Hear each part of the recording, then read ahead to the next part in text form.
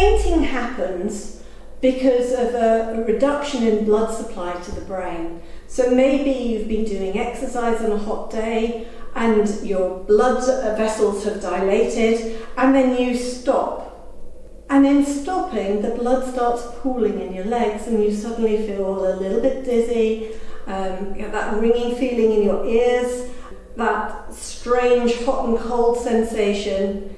Ideally, you should lie down and raise your legs.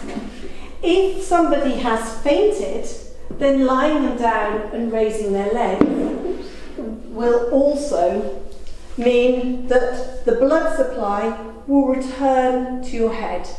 And it should mean that they make a full recovery pretty quickly. Don't rush to get them up, but just give them time to feel better and then get them up very slowly. And if they're still not right, get them checked out.